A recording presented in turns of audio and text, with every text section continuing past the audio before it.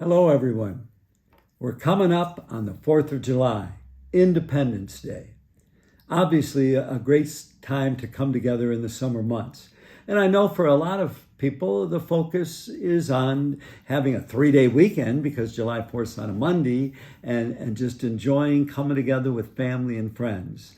At the same time as we see that, I'm sure we're all reminded that from time to time we need to step back and remember the original Independence Day and what it was for.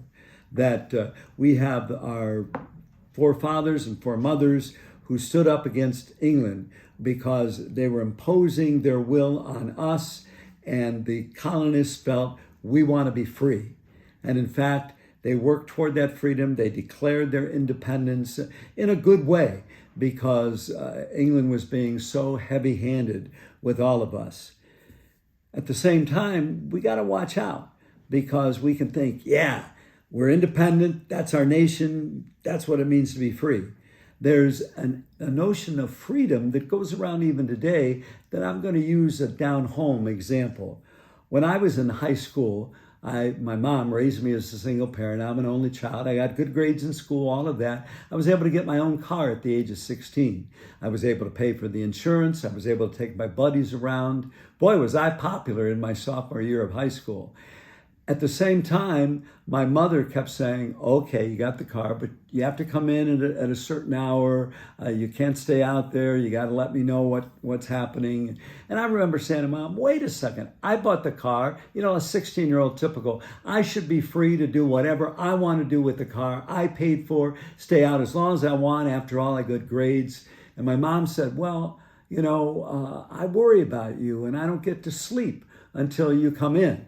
And my attitude then, I hate to admit this, was, well, Mom, that's your problem if you don't get to sleep, not my problem.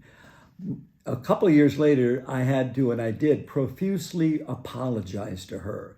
In the name of my freedom, I was being self-centered and could have cared less about what she was going through. Thankfully, I was converted out of that attitude. All faith traditions, including Christian, emphasize that our focus should be when we go through life on what we do to make life better for others. That we aren't just preoccupied with self, with my wants, with my doing whatever I want with nobody to interfere me. We were made by our God as a creator for every one of us, making a difference in the lives of the people around us. And when I look at that, we recognize that maybe we need to have a declaration of interdependence, especially today. As you know, there's so many issues out there, even most recently, and people can have legitimate convictions about those understandings, whether it's gun, whether abortion. Certainly I'm out of a tradition that speaks of the reverence and precious life from the very beginning of conception until the end of life. But at the same time saying, if we're going to have our conviction, we need to recognize in our interdependence to try to seek to better understand one another, what they're thinking, what they're feeling, how we can respond, and how we can have these differences freely, not influenced by resentment, not influenced by hostility, not influenced by negativity, but influenced by true convictions of goodness and life and love that we want to share and pass on. One quick example for me, as I look at that, I remember a woman who was very upset because her brother, they were both adults, and she had very different attitudes towards some of these hotspot issues.